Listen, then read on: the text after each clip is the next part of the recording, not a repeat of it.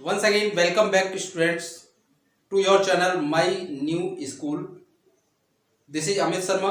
आज हम इस वीडियो में क्लास 11th के चैप्टर 2 रिलेशन एंड फंक्शन का जो नेक्स्ट टॉपिक है, third topic, that is the function. First topic आपका था order pair and Cartesian product of sets. Second topic आपका था रिलेशन. ये दोनों टॉपिक आपके जो है वेल डिफाइंड हो चुके हैं. अब आज के इस लेक्चर में हम थर्ड टॉपिक फंक्शन को डिस्कस करने वाले हैं. First of all, function, the definition of function. What is the function? Relation clear हो गया, हम फंक्शन की बात कर रहे हैं. फंक्शन है क्या? A and B B to non empty set. दोनों सेट आपके नॉन एम्प्टी होने चाहिए. दैट मीन्स उसमें कुछ ना कुछ एलिमेंट होना चाहिए. Set, then relation, then a relation. Relation को मुझे डिफाइन करने की जरूरत नहीं, मैं ऑलरेडी डिफाइन कर चुका हूं. Then a relation which associates each element of A, which associates each element of A with unique element of B, with unique element of B is called a function from A to B. That means set A का एक element set B के एक element से ही associated होना चाहिए. Set A का एक element set B के एक एलिमेंट से ही एसोसिएटेड होना चाहिए रिलेशन में, तभी उस रिलेशन को हम फंक्शन कहेंगे. इट इज ऑल्सो कॉल्ड या नोन एज मैप. उसको हम मैप भी कहते हैं. यानी फंक्शन का एक दूसरा नाम मैप भी है और मैपिंग भी है. उसको हम मैप भी कह सकते हैं और मैपिंग भी कह सकते हैं. और डिनोटेड बाय सिंबल. इसका सिंबल जो है वो हमारा क्या है? F such that A tends to B. F such that A tends to B. It is the symbol of mapping from A to B और फंक्शन. अब इस डेफिनेशन के अकॉर्डिंग, अभी जैसे मैंने बताया, सेट ए और बी दोनों नॉन एम्प्टी सेट हैं. ए का प्रत्येक एलिमेंट बी के एक सिंगल एलिमेंट के साथ एसोसिएटेड होना चाहिए. उसी केस में रिलेशन को हम फंक्शन कहेंगे, अदरवाइज हम नहीं कहेंगे. दैट मीन्स अगर सेट ए का एक एलिमेंट बी के दो एलिमेंट से एसोसिएटेड है, in that case that relation not so a function. उस केस में वो फंक्शन नहीं होगा. Keep in mind. Okay, next. अब इसमें आपके जो मेन की पॉइंट्स आते हैं वो कौन से आते हैं? पहला की पॉइंट आपका क्या है फंक्शन के लिए? For every x belongs to a. मतलब ए में जितने भी एलिमेंट हैं सभी के लिए देयर एग्जिस्ट बाई एक एलिमेंट जरूर बी में होना चाहिए. ए के प्रत्येक एलिमेंट के लिए बाई बी में एक एलिमेंट जरूर होना चाहिए. Such that y equals to fx. y equals to fx means y is the function of x. y is the function of x. That is each element of A has image in B. ये बात note करने की है कि A में जितने भी element हैं उसकी इमेज B में होनी चाहिए. हर हाल में A में जितने भी एलिमेंट हैं उन सबकी इमेज होनी जरूरी है. But there may be any element in B which is not image of any element of A. ये हो सकता है कि बी में कोई एलिमेंट ऐसा हो जो किसी की इमेज ना हो. बी में तो पॉसिबल है कि वो एलिमेंट ऐसा रह जाए जो ए के किसी एलिमेंट से एसोसिएटेड नहीं है, बट ए में ऐसा कोई एलिमेंट नहीं होना चाहिए जिसकी इमेज ना हो. ये की पॉइंट आप माइंड में रखेंगे. नेक्स्ट आपका की पॉइंट आता है same element of A can't be associated to different element of B. जो डेफिनेशन अभी बताई उसी का यहाँ पर की पॉइंट सेकंड दिया हुआ है. Same element of A, that means A का एक सिंगल एलिमेंट है, वो कैन नॉट बी एसोसिएटेड. वो एसोसिएटेड नहीं होना चाहिए. किससे नहीं होना चाहिए? Two different element of B. यानी B के अलग अलग एलिमेंट से एसोसिएटेड नहीं होना चाहिए सेट A का single element. That is the image of each element of A. यानी ए का जो भी एलिमेंट है उसकी इमेज यूनिक होनी चाहिए. हम इसको डिटेल में जाने के लिए मैंने यहाँ पे दो रिलेशन लिखे हैं. पहला रिलेशन मैंने लिखा है 1,1, 1,3, 3,4 and 2,5. 3। It is the relation. Relation, अब मैं डेप्थ में नहीं जा रहा हूं। रिलेशन क्या था, सबसेट होता है ए क्रॉस बी का, वो आप पहले वाले वीडियो में पढ़ चुके हो, अच्छे से क्लियर है। फिलहाल रिलेशन मैंने डायरेक्ट यहां पर लिखा है, और ये रिलेशन आपको बताना है कि वो फंक्शन होगा कि नहीं। जैसे हमने सेट से बताया था कि वो रिलेशन होगा कि नहीं, अब हम बात करते हैं कि रिलेशन जो है फंक्शन को शो करेगा या नहीं करेगा। इसके लिए हम एक एरो डायग्राम बना लेते हैं, और इसके जो पहले पहले एलिमेंट है उनको हमने पहले सर्किल में लिख लिया। अब पहले एलिमेंट इसके कौन कौन से हैं, एक तो 1 है, 3 है, 2 है, 1 है, तीनों लिख लिए। और दूसरे एलिमेंट जो है वो मैंने दूसरे सर्किल में लिख दिए, और ऊपर एक एरो लगा करके मैंने लिख दिया F. It is the F, मतलब फंक्शन। अब चेक ये करना है कि ये फंक्शन जो है, रिलेशन जो है फंक्शन को शो करेगा या नहीं। कंडीशन वही है, आप ये चेक करो, ए का एवरी एलिमेंट, पहली condition every element of A has a associated with B, मतलब बी के किसी ना किसी एलिमेंट से एसोसिएटेड होना चाहिए। तो आपको एरो से क्लियर हो रहा है कि 1 भी एसोसिएटेड हो रहा है, 2 भी एसोसिएटेड हो रहा है, और 3 भी एसोसिएटेड हो रहा है। दैट मीन्स पहले वाले सर्किल में कोई भी एलिमेंट ऐसा नहीं है जो बी के साथ एसोसिएटेड नहीं है। तो first condition is satisfied. Now we move to second condition. Second condition is same element of A don't have two images. Means जैसे 1 रखने पर आपको क्या मिल रहा है, 1 मिल रहा है, और 1 रखने पर आपको 3 भी मिल रहा है, एरो डायग्राम से क्लियर है। जबकि 2 रखने पर 3 मिल रहा है, 3 रखने पर 4 मिल रहा है। 2 की एक यूनिक इमेज है 3, और 3 की एक यूनिक इमेज है 4। बट 1 की जो इमेज है वो आपको 2 मिल रही है, एक 1 की इमेज 1 भी मिल रही है, एक 1 की इमेज 3 मिल रही है, जो कि आपकी सेकंड कंडीशन है उसका अपोज कर रहा है, उसकी अपोज कर रही है। सेकंड कंडीशन में यही लिखा था कि same element can't be associated different value of B की डिफरेंट वैल्यू के साथ एसोसिएट नहीं होना चाहिए, जबकि यहां पर 1 जो है 2 वैल्यू के साथ एसोसिएट हो रहा है। So that's why this relation not show a function, ये फंक्शन को शो नहीं करेगा, क्योंकि इसमें एक कंडीशन सेटिस्फाई हो रही है बट सेकंड नहीं हो रही है।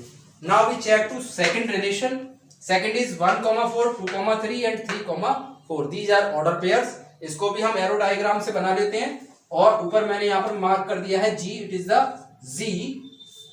अब इसमें पहला एलिमेंट जो है 1, 2, 3 वो मैंने पहले सर्किल में लिखे हैं। सेकंड एलिमेंट 4, 3 वो मैंने सेकंड एलिमेंट में लिखे हैं, और एक एलिमेंट 5 और लिखा है, वो आपका सेट बी हो सकता है, वो आपका सेट बी हो सकता है। मैं यहां लिख दे रहा हूं सेट ए इक्वल्स टू 1, 2, 3, और सेट बी में जो एलिमेंट हैं आपके 3, 4, 5 में मैंने कुछ पर्टिकुलर रिलेशन लिया है। तो यहां पर एक 5 एलिमेंट भी मैंने शो किया है, ये सेट ए का एलिमेंट है, ये सेट बी के एलिमेंट है, दोनों मैंने नोट कर दिए।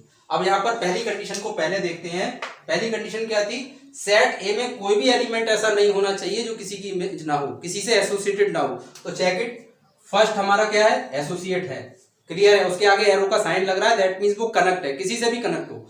एंड सेकंड एलिमेंट 2 वो भी आपका कनेक्ट है, और थर्ड एलिमेंट वो भी आपका कनेक्ट है। तो हमारी फर्स्ट कंडीशन सेटिस्फाइड हो गई कि सेट ए में कोई भी एलिमेंट ऐसा नहीं है जो किसी से एसोसिएटेड ना हो। Now we move to second condition. Second condition is that एक सिंगल एलिमेंट, सेट ए का एक सिंगल एलिमेंट किन्हीं दो वैल्यू से तो एसोसिएटेड नहीं है। देखते हैं, 1 से अटैच्ड है क्या, 4। अब 1 क्या किसी और वैल्यू से अटैच तो नहीं है, नहीं है, 1 केवल सिंगल से अटैच्ड है, वो भी 4 से। ऐसे ही सेम 2 केवल सिंगल एलिमेंट से एसोसिएट हो रहा है 3 से, और एक थर्ड एलिमेंट 3 भी एसोसिएट हो रहा है किससे, 4 से, सिंगल एलिमेंट से डिनोट हो रहा है या शो हो रहा है। That means second condition is also satisfied. दोनों कंडीशन आपकी सेटिस्फाइड है, लेकिन फर्स्ट कंडीशन में उसने एक बात और की थी, but there may be element in B. B में एक एलिमेंट ऐसा हो सकता है जो किसी की इमेज ना हो, जो कि हमारे पास 5 है, बी में एलिमेंट है लेकिन वो किसी की इमेज नहीं है, तो उससे कोई फर्क पड़ने वाला नहीं है। लेकिन ए में कोई एलिमेंट ऐसा नहीं होना चाहिए जो एसोसिएट ना हो। So that's why this relation show a function, ये फंक्शन को शो करेगा। तो ये अच्छे से क्लियर हो गया कि कौन सा रिलेशन जो है फंक्शन होता है और कौन सा रिलेशन फंक्शन नहीं होता है। तो यहां से हमारा कंक्लूजन ये निकलता है, every relation not show a function. Keep in mind, every relation not show a function but every function show a relation. Now we move to questions on this topic. Problem number 1, f such that r tends to r, function is defined as fx equals to 3x square plus 5x plus 1. You have to find f0, f1 and f2. ये आपको find out करने हैं। Clearly function जो define है वो r to r define है, r to r।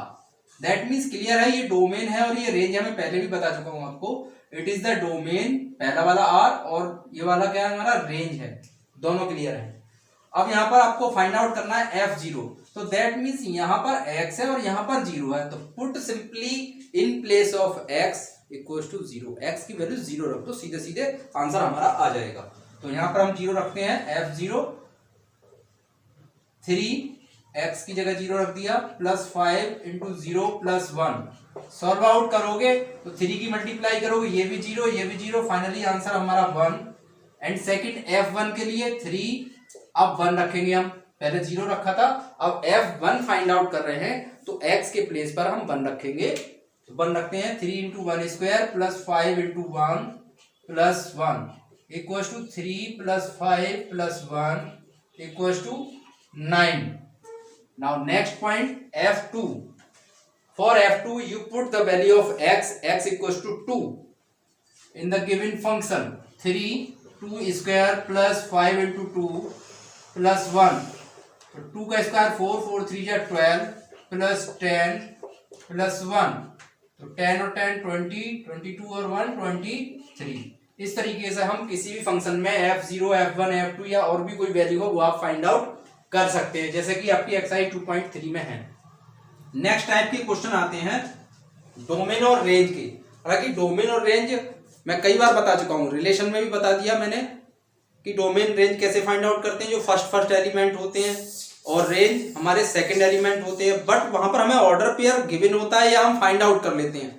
अगर हमें केवल फंक्शन दिया हो, डायरेक्टली फंक्शन दे रखा है और आपसे कह रहा है फाइंड आउट डोमेन, डोमेन आप फाइंड आउट करो, अब यहाँ थोड़ा क्वेश्चन मार्क लग जाता है क्योंकि हमारे पास ऑर्डर पेयर नहीं है।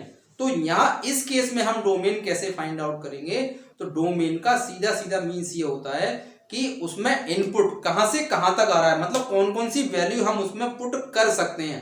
अब बात आती है कौन कौन सी वैल्यू से मतलब क्या है, ये आपको यहाँ पर दिया होगा फंक्शन में। अगर नहीं भी दिया है, इसमें नहीं दिया है जैसे, तो हमारे पास जो नंबर्स होते हैं वो माइनस इनफाइनाइट से प्लस इनफाइनाइट तक होते हैं। कहां से कहां तक होते हैं, minus infinite to plus infinite. कोई सी भी वैल्यू आप इसमें रख सकते हैं, ठीक है। कौन कौन सी वैल्यू आप इसमें रख सकते हैं या कौन सी नहीं रख सकते, वो डोमेन में काउंट होती है। तो डोमेन में वही वैल्यू काउंट होती हैं जिनको हम इसमें रख सकते हैं। अब पता कैसे चलेगा हम कौन सी इसमें रख सकते हैं, जिस वैल्यू पर फंक्शन का एग्जिस्टेंस खत्म हो जाए, जिस वैल्यू पर फंक्शन का एग्जिस्टेंस खत्म हो जाए हम वो वैल्यू नहीं रख सकते। तो अब ऐसा तो है नहीं हम सारी वैल्यूज रखेंगे माइनस इनफाइनाइट से प्लस इनफाइनाइट तक, सारी वैल्यू तो हम रखना पॉसिबल नहीं है। तो सबसे पहले यहां पर देखो कि फंक्शन आपका क्या है, फंक्शन है x square minus 9 upon x minus 2। अब यहां पर नीचे वाला जो पोर्शन आपको दे रखा है एक्स माइनस 2, इस पर डिपेंड कर रहा है डोमेन की वैल्यू। कैसे, आप x की वैल्यू यहां पर आप रखोगे, सपोज दैट 2 रखी मैंने, तो आपको 0 मिलेगा। और आप जानते हो किसी के भी अपॉन में जब 0 आ गया दैट मीन्स उसका एग्जिस्टेंस खत्म हो गया, यानी वो फंक्शन का एग्जिस्टेंस ही नहीं है। तो दैट मीन्स x माइनस 2 0 नहीं होना चाहिए। तो मैंने यहां पर वही लिखा है x minus 2 is not equal to 0, that's why x is not equal to 2। तो आप इसमें 2 नहीं रख सकते। तो आपको फाइंड आउट वो वैल्यू करनी है जो हम इसमें नहीं रख सकते। क्लियर, जो हम इसमें नहीं रख सकते। तो हम यहाँ पर 2 नहीं रख सकते, तो हमारा डोमेन क्या हो जाएगा, r माइनस 2। r माइनस 2 का मतलब ये हो गया माइनस इनफाइनाइट से प्लस इनफाइनाइट तक जो वैल्यू होती है वो हमारी r, that means real number, उसमें से हमने माइनस कर दी कौन सी वैल्यू, 2, जो कि हम इसमें पुट नहीं कर सकते। That is the domain of function. तो इस तरीके से आप किसी भी फंक्शन का डोमेन फाइंड आउट कर सकते हैं, ये चेक करके कि उसमें कौन सी वैल्यू हम नहीं रख सकते, minus infinite to plus infinite. Next type का question, find out the range of f x equal to x square. अब फंक्शन आपको गिवन है f x equal to x square simply, और रेंज बतानी है। और रेंज क्या होता है, रेंज होता था सेकंड एलिमेंट। रेंज क्या होता था, सेकंड एलिमेंट, मतलब जो वैल्यू हम रखते हैं और जो हमें बाद में मिलती हैं वो वैल्यू हमारी रेंज में होती हैं। तो यहां पर भी हमें वही काम करना है, सारी वैल्यू हम रख के भी देख सकते हैं, लेकिन यहां पर पहले ये देखो कि ये फंक्शन ऐसी कोई वैल्यू तो नहीं है जिसपे अनडिफाइंड हो रहा हो, जैसे ऊपर वाला क्वेश्चन था। क्या इसमें कोई ऐसी वैल्यू है रियल नंबर में जो हम माइनस इनफाइनाइट से प्लस इनफाइनाइट के बीच में नहीं रख सकते? पहले आप चेकआउट ये करो।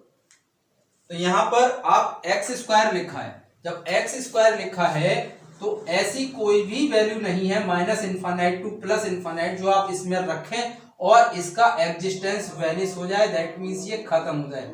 जीरो पर भी नहीं होगा क्योंकि जीरो भी एक वैल्यू है, वहां तो अनडिफाइंड कंडीशन हो रही थी, इसलिए यहां भी क्या होगा, एक्स स्क्वायर में हम माइनस इनफाइनाइट से प्लस इनफाइनाइट कोई भी वैल्यू हम यहां पर रख सकते हैं। That means for f x to be defined, f x defined है, जो फंक्शन है वो हमारा डिफाइंड है minus infinite to plus infinite.